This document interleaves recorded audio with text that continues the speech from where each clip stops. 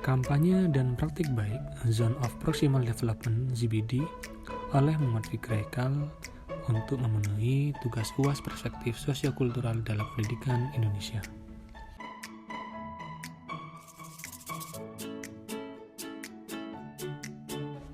Pokok bahasan yang pertama, Zone of Proximal Development, yang kedua, penerapan ZPD dan scaffolding, yang ketiga, scaffolding, yang keempat, pembelajaran dan replikasi terkait penerapan scaffolding pada Zone of Proximal Development atau ZPD.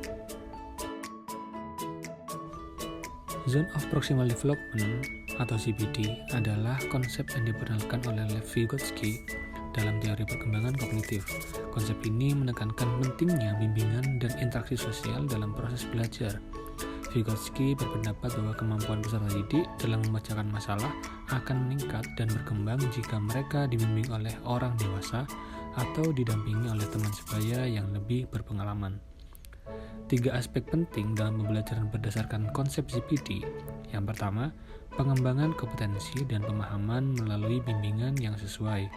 Yang kedua, penekanan pada kesiapan dan karakteristik anak dalam proses belajar. Yang ketiga, peran penting orang dewasa atau teman sebaya yang lebih berpengalaman dalam membantu mengembangkan potensi anak. Pembelajaran dengan scaffolding merupakan salah satu metode penerapan awal dukungan pembelajaran yang bertujuan untuk mendorong siswa belajar secara mandiri. Seiring dengan berkembangnya kemampuan siswa, guru perlu secara bertahap mengurangi tingkat dukungan pembelajaran yang diberikan dan membiarkan siswa belajar secara mandiri. Guru tetap menggunakan sistem pendukung untuk mendampingi siswa agar dapat bergerak maju hingga mereka benar-benar mampu mandiri, terutama pada tugas-tugas yang sebelumnya belum bisa mereka lakukan. Scaffolding memiliki hubungan erat dengan ZPD, di mana bantuan yang diberikan kepada siswa bertujuan untuk mendukung perkembangan kognitif maupun psikologis siswa secara mendalam dan komprehensif. Penerapan scaffolding pada ZPD di kelas 5A SDN Tegal Gede 01. Scaffolding diterapkan dalam model pembelajaran Problem Based Learning (PBL) untuk mendukung perkembangan keterampilan siswa dalam memecahkan masalah secara sistematis.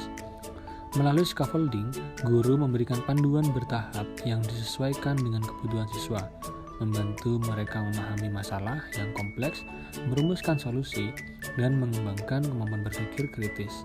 Dengan pendekatan ini, siswa didorong untuk mengeksplorasi pengetahuan baru, menghubungkan konsep, serta membangun kepercayaan diri untuk menyelesaikan masalah secara mandiri, seiring dengan berkurangnya intervensi guru. Aktivitas penerapan scaffolding. Yang pertama, orientasi masalah. Kemudian, mengorganisasikan peserta didik untuk belajar. Kemudian menyampaikan materi. Selanjutnya, membimbing penyelidikan dalam diskusi kelompok. Kemudian menyajikan hasil. Yang terakhir, evaluasi di akhir. Hasil yang dicapai dengan scaffolding pada ZPD. Yang pertama, meningkatkan kemampuan berpikir kritis siswa serta memperdalam pemahaman mereka terhadap materi yang diajarkan. Yang kedua, meningkatkan motivasi dan minat belajar siswa karena mereka dapat memecahkan masalah lebih baik.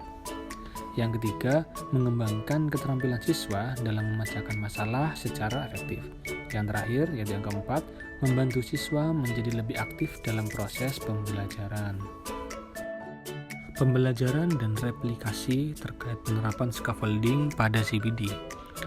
Penerapan scaffolding dalam pembelajaran berbasis ZPD menekankan pentingnya peran pendidik dalam memberikan bantuan berupa motivasi, dorongan, dan perhatian kepada peserta didik untuk mencapai tujuan pembelajaran. Scaffolding diterapkan dalam aktivitas kolaborasi, komunikasi, dan pengembangan berpikir kritis melalui sintaks pembelajaran yang disesuaikan dengan model yang digunakan. Penerapan scaffolding pada ZPD memiliki dampak signifikan dalam meningkatkan pemahaman siswa sekaligus meningkatkan minat dan motivasi belajar.